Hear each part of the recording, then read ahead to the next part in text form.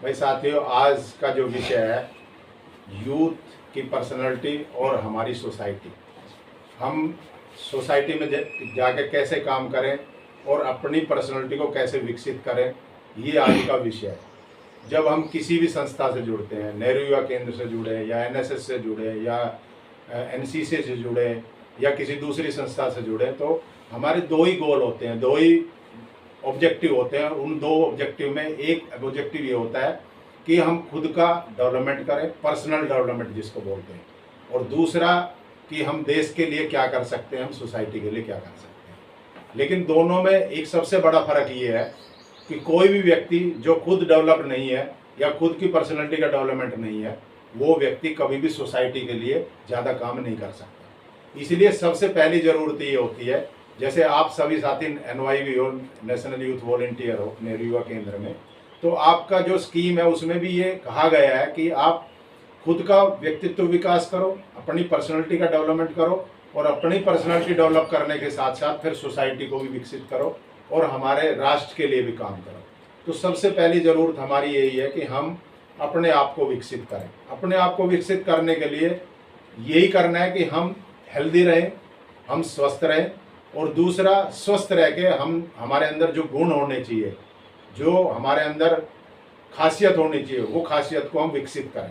हर व्यक्ति, हर इंसान, हर human being गुणों से भी भरा हुआ है और अवगुणों से भी भरा हुआ है।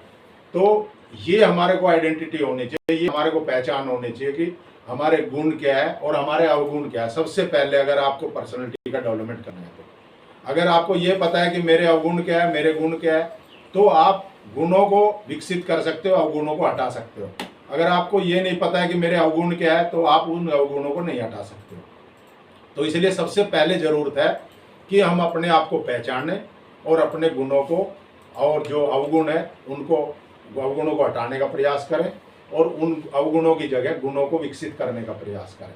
जिस दिन हमारे अंदर ये खासियत हो जाएगी, जो हमारे पर्सनल डेवलपमेंट है, कि हमारे अंदर पंक्चुअलिटी है, कि हमारे अंदर विनम्रता है, हमारे अंदर व्यवहार कुशलता है, हमारे अंदर लोगों को सुनने की आदत है, हमारे अंदर लोगों को समझाने की आदत है, हम लोगों के साथ विनम्रता के साथ व्यवहार कर सकते हैं, वर्ताव कर सकते हैं, लोगों के साथ चल सकते हैं, सह अस्तित्व की भावनाओं, को एग्जिस्टेंस की भावनाओं, एक टीम में रहकर काम कर सकते हैं।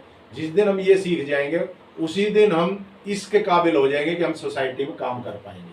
क्योंकि जब हम सोसाइटी में काम करने के लिए जाते हैं, तो यही चीज़ें हमारे सामने आती है कि हम अपने क्रोध को कितना काबू कर सकते हैं, हम लोगों को कितना सुन सकते हैं, हम लोगों के साथ रह के कितना काम कर सकते हैं, हम लोगों की अच्छी बातों को कैसे स्वीकार कर सकते हैं।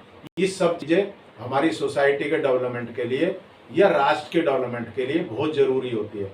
तो आप राष्ट्रीय युवा स्वयंसेवक के रूप में आपको यही सीखना है कि जो हमें 2 साल मिले हैं, ये हमारे लिए अप्रेंटिस है, और उस अप्रेंटिस में हम 2 साल के लिए अपने गुणों को विकसित करेंगे और सोसाइटी में हम कैसे रह सकते हैं।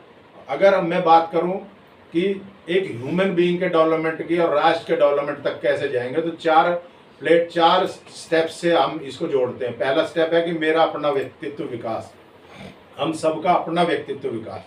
हम अगर अपना व्यक्तित्व विकास कर लेते हैं, तो आप समझ लो कि हम पहली सीढ़ी हमने पार कर ली है।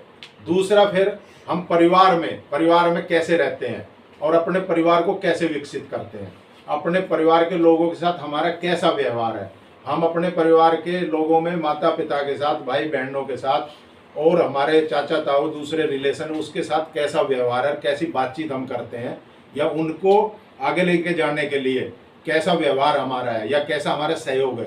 ये दूसरा स्टेप है। जब इस स्टेप से हम आगे बढ़ते हैं, तो हम अपने समाज की बात करते हैं कि समाज में हमने 2 सीढ़ियाँ पार की है, एक खुद के डेवलपमेंट की, दूसरे हमारे परिवार को डेवलप करने की। उसके बाद हम समाज की बात करते हैं, जिस समाज से हमने शिक्षा ली है, जिस समाज से हमने स्वस्थ स्वास्थ्य लिया है, जिस समाज से हमारा पर्यावरण अच्छा है, जिस समाज ने हमें जल दिया है, जिस समाज ने हमें हर चीज़ से रूबरू होना सिखाया है, जिस समाज ने हमें एटिकेट दिए हैं, जिस समाज ने हमें जीना सिखाया है, जिस समाज ने हमें व्यवहार कुशल बनाया है, जिस समाज ने हमारे मुंह में शब्द दिए अच्छे अच्छे, बोलना सिखाया है, हमारी भाषा सिखाई है, उस समाज को कैसे डेवलप करें, उस हमारे एरिया को, उस पर्यावरण को कैसे अच्छा बनाएं, उसकी शुद्ध हवा कैसे बने, हमारे जोड़ तालाब कैसे अच्छे रहें और हमारे बुजुर्ग उनको जीने के लिए कैसे अच्छी व्यवस्था मिले और हमारे हर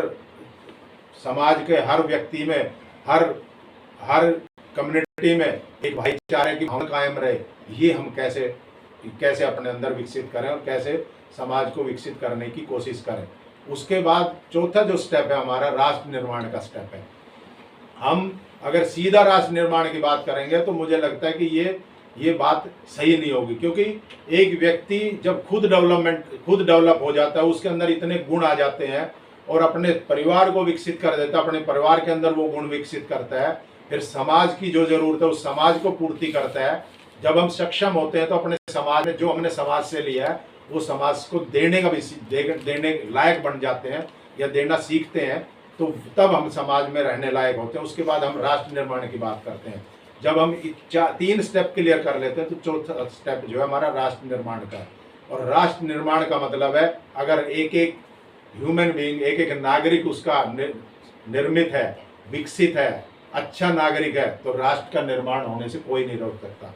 और हमारे देश को, भारत देश को कोई विश्व गुरु बनने से नहीं रोक सकता। अगर एक नागरिक विकसित है, अगर एक नागरिक सक्षम है, एक नागरिक सशक्त है, तो राष्ट्र निर्माण हम बहुत अच्छी तरह से कर सकते हैं और हमारी हर एक्टिविटी में, हर बोलचाल में, हर भाषा में, हर शब्द में राष्ट्र निर्माण चमकेगा। तो मैं इस अवसर पर यही कहना चाहता हूँ कि हम सब मिलके अपने आप से लेके और राष्ट्र निर्माण की जो हमारी भूमिका है उसमें खरे उतरें और अपने आप को मजबूत बनाएं। एक युवा सशक्त बनेगा तो राष्ट्र सशक्त बनेगा, एक युवा मजबूत बनेगा तो राष्ट्र मजबूत बनेगा, एक युवा आत्मनिर्भर बनेगा तो हमारा राष्ट्र आत्मनिर्भर बनेगा। तो मैं आज यही बात कहना चाहता हूँ। आप लोगों को बहुत बहुत धन्यवाद। जय हिंद, जय भारत।